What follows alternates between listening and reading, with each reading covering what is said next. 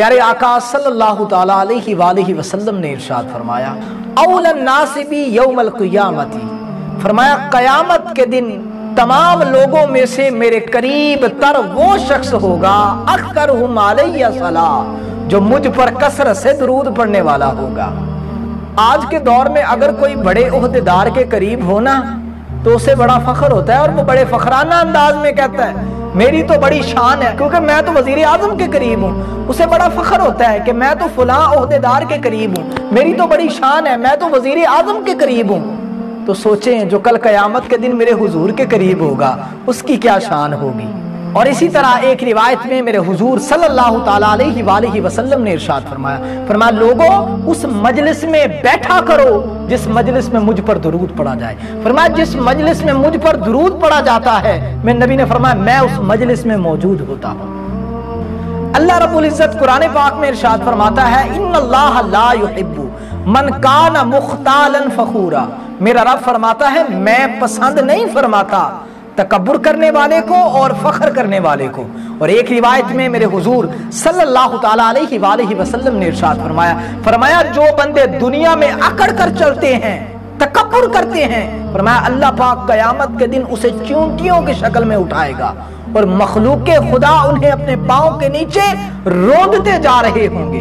اور اسی طرح بنی اسرائیل کے ایک بزرگ کا بڑا ہی عبرت ناک واقعہ ہے کہ بنی اسرائیل میں ایک بہت بڑا اللہ کا ولی رہتا تھا، اور وہ اتنا بڑا ولی تھا کہ اس کے سر پر بادل سایہ کرتے تھے، اتنا بڑا ولی تھا۔ وہ کہیں جا رہا تھا تو اس کے قریب سے ایک فقیر گزرا، فقیر جس نے گندا لباس پہنا ہوا ہے، کوئی حال نہیں ہے، حال اس کے بے حال ہیں۔ وہ فقیر اس کے پاس سے گزرا، اس فقیر نے جب اس اللہ والے کو دیکھا تو اس کے دل میں خیال آیا کتنا اچھا لباس پہنا ہے، کتنے چہرے پہ نورانیت ہے، یہ کوئی اللہ والا ہے۔ تو وہ فقیر اللہ والے کے قریب چلا گیا۔ اس اللہ والے نے جب دیکھا نا کہ گندا لباس پہنا ہوا ہے، کوئی حال نہیں ہے، اس کے دل میں نا تکبر آ گیا۔ وہ سوچنے لگا میں تو اللہ والا ہوں، نمازی ہوں، پرہیزی ہوں، یہ تو گندا لباس پہنا ہوا ہے، کوئی حال نہیں ہے، یہ میرے پاس آ کے کھڑا ہو گیا۔ اس نے اسے ڈانٹ دیا، دھدکار دیا، اس فقیر کا دل ٹوٹ گیا۔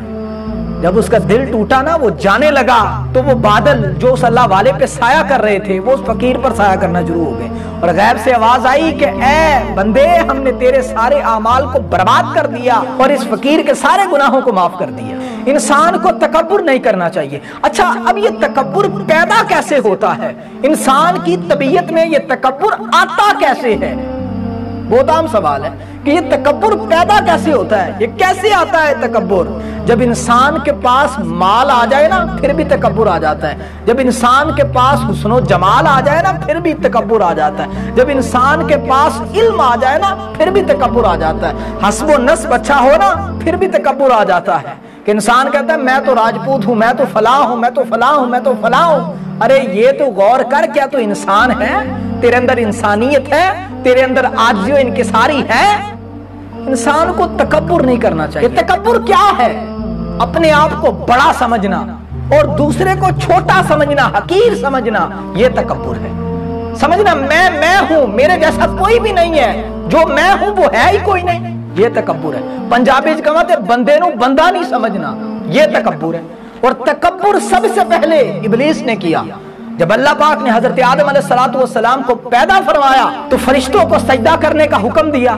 سب سے پہلے سجدہ حضرت جبریل امین علیہ السلام نے کیا، پھر حضرت میکائیل علیہ السلام نے سجدہ کیا، پھر حضرت اسرافیل علیہ السلام نے سجدہ کیا، پھر حضرت اسرائیل علیہ السلام نے سجدہ کیا، لیکن ابلیس نے سجدہ کرنے سے انکار کیا۔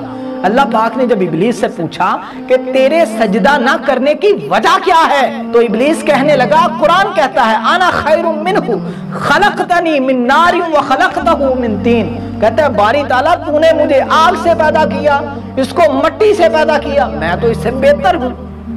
تکبر کیا کہ میں اس سے بہتر ہوں، میں اعلیٰ ہوں، یہ ادنا ہے۔ اور یہ بات بھی بڑی قابل غور ہے کہ ابلیس فرشتوں کا سردار تھا اور اس کی شکل بڑی خوبصورت تھی، اس کے چہرے پر بڑی نورانیت تھی، لیکن جب اس نے اللہ تعالیٰ کی نافرمانی کی، سرکشی کی، اس کی خوبصورت شکل ختم ہو گئی، اس کے چہرے سے نورانیت سلب کر لی گئی اور ہمیشہ کے لیے لعنتی ہو گیا اور اللہ پاک کی بارگاہ سے جنت سے نکال دیا گیا۔ قرآن کہتا ہے فَخْرُجْ مِنْهَا فَإِنَّكَ رَجِيمٌ وَإِنَّ عَلَيْكَ لَعْنَتِي إِلَىٰ يَوْمِ الدِّينِ، نکل جا میری بارگاہ سے اور قیامت تک تجھ پر لعنت برستی رہے گی۔ قربان جائیں پیارے آقا صلی اللہ تعالیٰ علیہ وآلہ وسلم نے صحابہ اکرام کی کس طرح تربیت فرمائی، صحابہ اکرام کو کس طرح عاجز و انکساری کا پیکر بنایا۔ حضرت عمر فاروق رضی اللہ تعالیٰ عنہ وقت کے حاکم ہیں اور وہ حکمران ہیں جنہوں نے 22 لاکھ مربع میل پر حکمرانی کی ہے۔ وہ منبر پر خطبہ دے رہے ہیں، ایک شخص کھڑا ہوتا ہے کہتا ہے عمر فاروق میں نے تیرے پیچھے نماز نہیں پڑھنی۔ حضرت عمر فاروق رضی اللہ تعالیٰ عنہ وقت کے حاکم ہیں، یہ نہیں کہا اس نے نافرمانی کر دی، گستاخی کر دی، پکڑ لو اس کو جیلوں میں ڈال دو، نہیں۔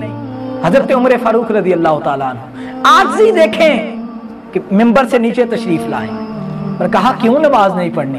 وہ بندہ کہتے ہیں عمر فاروق جو بیت المال سے مال ملا ہے نا، جو آپ کو ملا ہمیں ملا، اس مال سے پورا سوٹ نہیں بن سکتا، لہذا آپ نے نیا سوٹ سلا ہوا پہنا ہے تو سوٹ تو بن نہیں سکتا تھا، لہذا آپ نے کوئی گڑبڑ کی ہے۔ تو حضرت عمر فاروق رضی اللہ تعالیٰ عنہ قربان جائیں وہ کہتے ہیں اس کا جواب میں نہیں، میرا بیٹا دے گا۔ حضرت عمر فاروق رضی اللہ تعالیٰ عنہ آپ نے اسے ساتھ لیا اور کہا جب تک تم مطمئن نہیں ہو جاتا میں نماز نہیں پڑھاؤں گا۔ حضرت عمر فاروق رضی اللہ تعالیٰ عنہ آپ نے اسے ساتھ لیا، گھر گئے، بیٹے کو کہا دو اس کو جواب۔ بیٹے نے کہا بیت المال سے جو کپڑا ملا نا مجھے اور بابا کو، حضرت عمر فاروق رضی اللہ تعالیٰ عنہ کو، اس سے سوٹ نہیں بن سکتا تھا، لیکن اگر دونوں کا ملائے تو سوٹ بن سکتا تھا۔ تو میں نے کہا بابا جی میرا کپڑا اس بار آپ لے لیں، اس بار آپ سوٹ بنوا لیں، اگلی بار میں بنوا لوں گا۔ ہائے ہائے ہائے، یہ حضرت عمر فاروق رضی اللہ تعالیٰ عنہ کی شان ہے۔ قربان جائیں وقت کے حکمران ہیں۔ اور اسی طرح حضرت عمر فاروق رضی اللہ تعالیٰ عنہ آپ نے سوچا، آج کے دور میں بھی آپ کو پتا ہے کہ مہر کہیں 5,000 دیا جاتا ہے تو کہیں 10,000 دیا جاتا ہے تو کہیں 50,000 دیا جاتا ہے، کہیں 1 لاکھ دیا جاتا ہے تو کہیں 50 لاکھ دیا جاتا ہے، کہیں کروڑ دیا جاتا ہے تو کہیں 2 کروڑ دیا جاتا ہے۔ حضرت عمر فاروق رضی اللہ تعالیٰ عنہ آپ نے سوچا کیوں نہ یہ مہر میں مقرر کر دوں کہ اتنا ہی مہر دینا ہے۔ آپ نے مہر مقرر کر دیا۔ ایک عورت آپ کی بارگاہ میں آئی، کہا ہے عمر فاروق تو نے غلط کیا ہے۔ حضرت عمر فاروق رضی اللہ تعالیٰ آپ نے تکبر نہیں کیا کہ پکڑ لو اس نے گستاخی کر دی ہے، اس نے تو میری نافرمانی کر دی ہے، یہ تو باغی ہو گئی ہے، اس کو جیل میں ڈال دو، نہیں۔ کہا بی بی میں نے کیا کیا؟ تو عرض کی وہ کام جو رسول اللہ نے نہیں کیا وہ عمر تو نے کیوں کیا؟ حضرت عمر فاروق رضی اللہ تعالیٰ آپ رونے لگے اور اس بی بی کا شکریہ ادا کرتے ہیں کہ بی بی تیرا شکریہ تو نے مجھے بچا لیا۔ یہ صحابہ کرام کی عاجزی ہے، یہ ان کی تربیت ہے جو میرے حضور صلی اللہ تعالیٰ علیہ وآلہ وسلم نے فرمائی۔ اور ایک روایت میں میرے حضور صلی اللہ تعالیٰ علیہ وآلہ وسلم نے ارشاد فرمایا جس کے دل میں ذرا برابر بھی تکبر ہوگا وہ جنت میں داخل نہیں ہوگا۔ اور ایک روایت میں المستدرک حاکم کی حدیث ہے، آقا علیہ الصلوۃ والسلام نے فرمایا کبریائی، بڑھائی، تکبر یہ میری چادر ہے اور جو میری چادر کے معاملے میں مجھ سے جھگڑا کرے گا رب فرماتا ہے میں اسے برباد کر دوں گا۔ اور یہ بربادی دنیا میں بھی ہے، آخرت میں بھی ہے۔ فرعون نے تکبر کیا نا، اللہ پاک نے دنیا میں بھی برباد کر دیا، فرعون کو اور اس کی قوم کو دریا میں برباد کر دیا، غرق کر دیا۔ نمرود تکبر کیا، کیا حال ہوا؟ ایک لنگڑا مچھر اس کے دماغ میں چلا گیا، اپنے ہی سپاہیوں سے کہتا ہے میرے دماغ میں چھتر مارو، اور چھتر کھا کھا کے مر گیا۔ جس نے بھی تکبر کیا دنیا میں بھی ذلیل ہوا اور آخرت میں بھی ذلیل ہوگا۔ اور ایک روایت میں میرے حضور صلی اللہ تعالیٰ علیہ وآلہ وسلم نے ارشاد فرمایا کہ جو شخص اس حال میں مرا کہ اس کے دل میں ذرا برابر بھی تکبر نہیں تھا، میرے نبی نے فرمایا وہ جنتی ہے۔ اللہ پاک سے دعا ہے کہ اللہ پاک ہمیں تکبر سے بچنے، عاجزی اور انکساری کے ساتھ زندگی بسر کرنے کی توفیق عطا فرمائے۔